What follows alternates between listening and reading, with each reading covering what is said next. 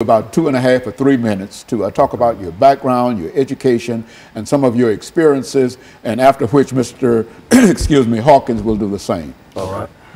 My name is JWatkins. I'm a 44-year-old male.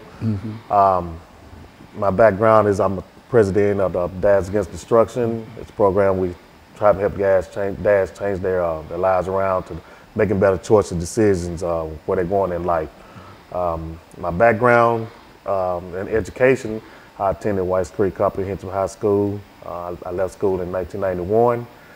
I left from there. I didn't graduate, but I did a few years later, wind up getting my GED.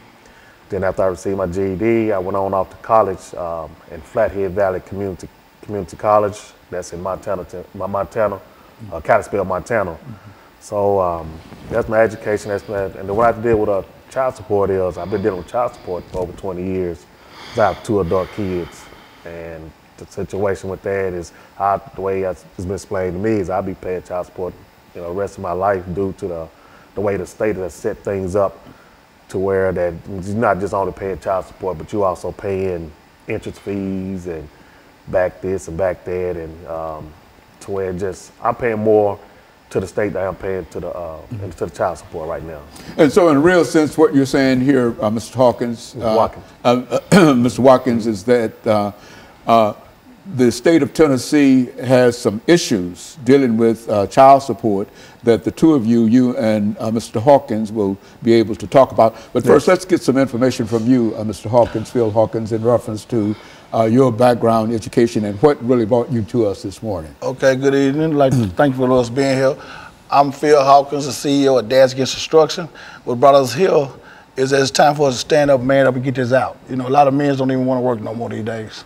So we out here now trying to advocate for the men, to get the men back in the household and get the system back. Right now, the system trying to raise our kids, and it can't happen like that.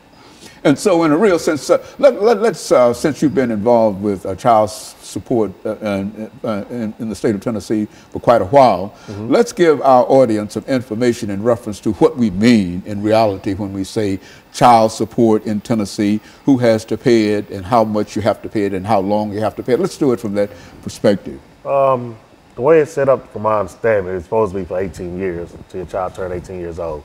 Then it can go on further because of they're going to college and stuff. I can understand all that, but situations in life happen. Man's job might slow down at different points of the season to where he's not able to make his whole payment, or he might lose a job, or just things happen. But that doesn't stop child support from running, and as it keeps running, if you miss, it's like a credit.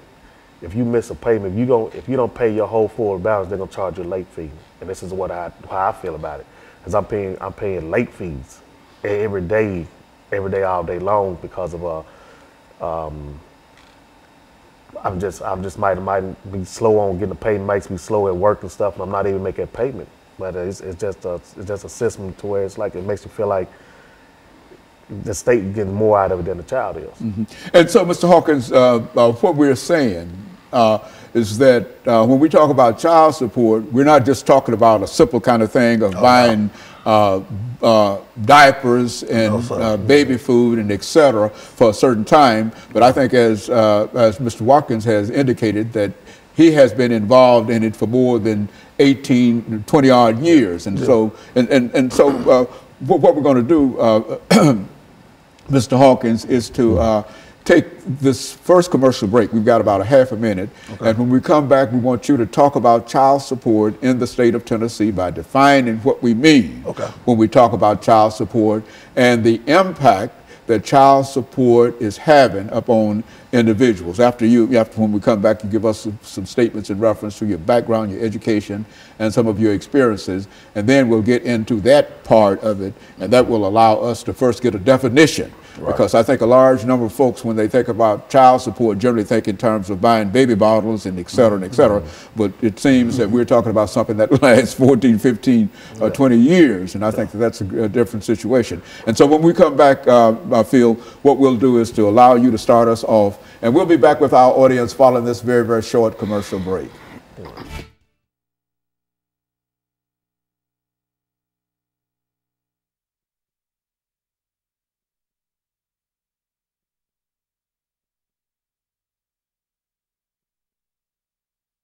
about child support in Tennessee, this is where you start, because you're going to have 4 minutes at least before you turn it over to him. You listen to what he's saying, and anything that you think that you might be able to elaborate upon or whatever, or to expand it or whatever. I'm learning something, because I was of the impression that child support, you know, I know there might be some situations in reference to it, but I didn't know it was a lifelong kind of situation. A judge told me, he said, you'll be paying child support the rest of your life. One way or the other. Yeah. Is that program? What he told me. Yeah, program where the man can't win. Well, that's what, if y'all see some problems with the issue of child support and et cetera, we're not talking about something that we're trying to neglect children or whatever, and et cetera. But what we're trying to indicate is that it creates a problem for... big problem. I'm out now trying to get a bill passed, a law passed, to give men 90 days. Okay. Okay, so anytime you're ready. Then. Okay, so we're going to come back and...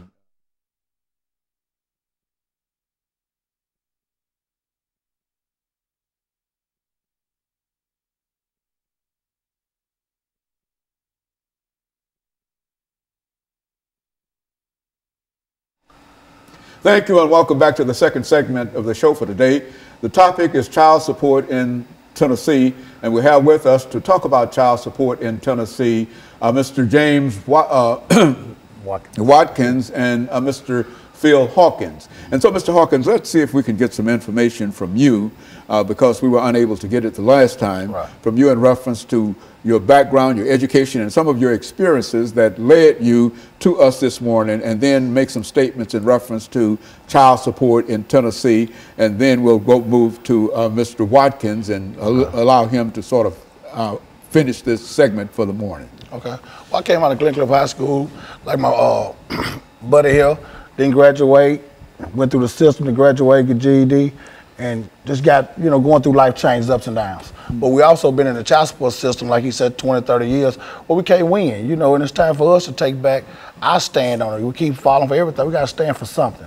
And this child support thing, it got to be, well, the average man these days don't even want to work a job.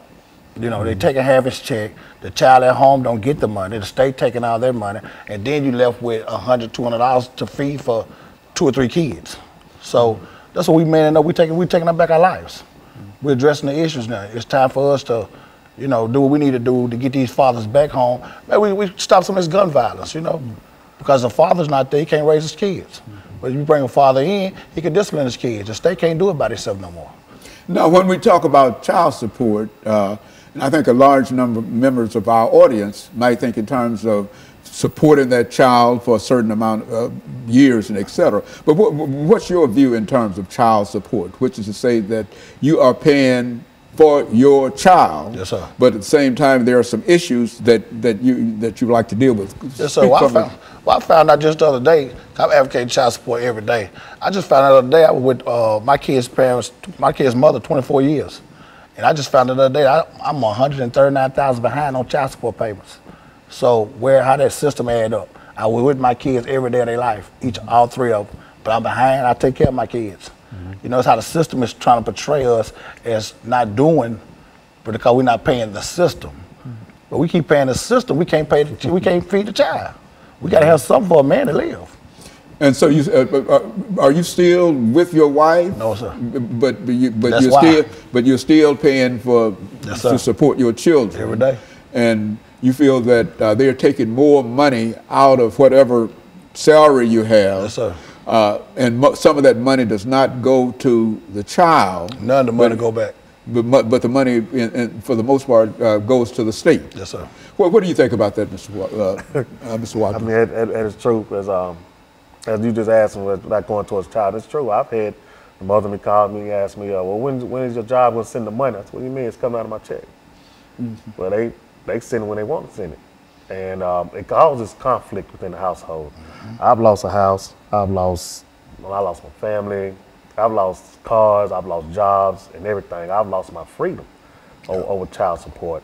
And, it took a real big toll on me mentally and emotionally because, I desire to be home with my kids. My kids are my everything.